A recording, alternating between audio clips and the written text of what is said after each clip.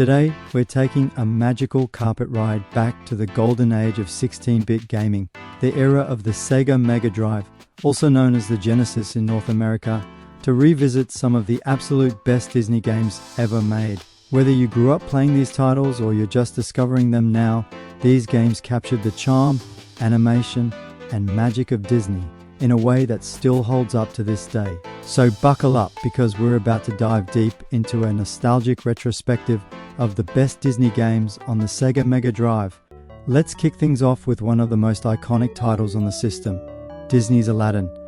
Released in 1993 and developed by Virgin Games, this game was a visual and gameplay masterpiece. At the time, Aladdin set new standards for how animated characters could look and move in a video game. Thanks to Disney animators working directly with the development team, Aladdin's sprite animations looked straight out of the movie. You could almost feel the desert heat and hear the clinking of Agrabah's bustling market.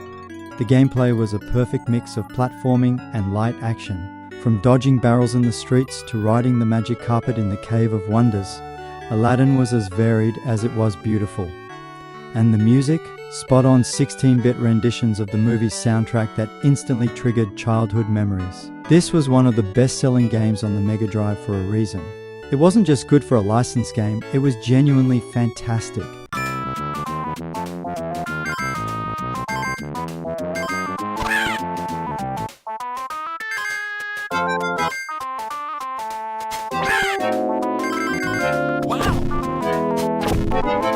Next up is The Lion King, developed by Westwood Studios and released in 1994.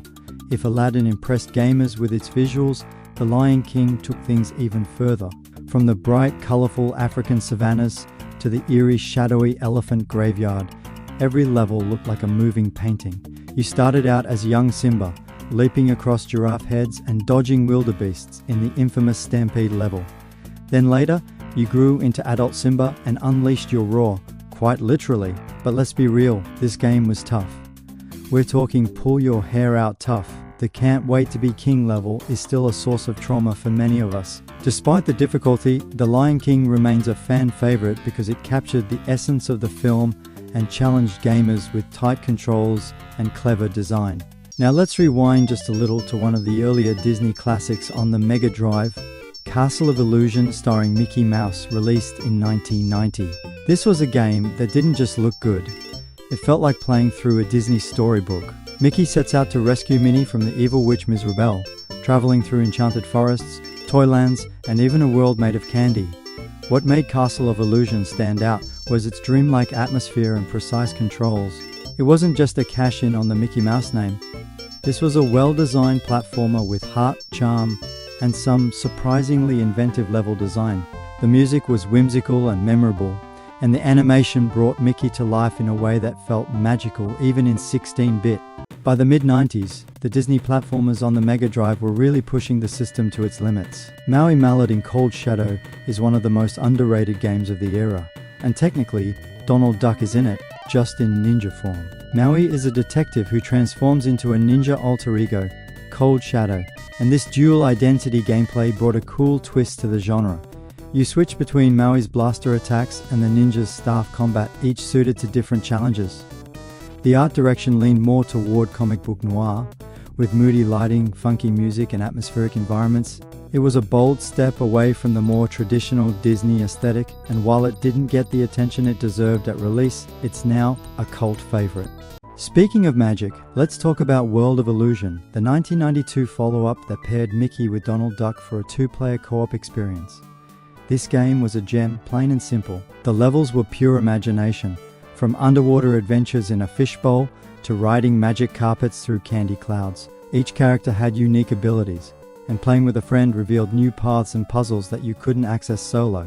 What really made World of Illusion special was its cooperative focus. While most platformers were competitive or single-player, this game was about helping each other, pulling your partner up ledges, triggering switches, and sharing the experience. It was slower paced than Castle of Illusion, but no less enchanting. Now here's a cult classic that deserves more attention, QuackShot Starring Donald Duck. Released in 1991, this game had a little bit of everything: platforming, puzzles, shooting, but instead of bullets, Donald fired plungers. Because why not? What made QuackShot stand out was its Indiana Jones-style adventure. Donald was on a quest for treasure, traveling to places like Egypt and the South Pole. As you progressed, you'd find new gear that let you return to previous areas and unlock new paths, almost like a light Metroidvania. The visuals were stunning for the time, with some of the most expressive animation on the system. Donald's cranky personality came through in every frame, and the game had a ton of personality and polish. Not every Disney game on the Mega Drive was a home run though.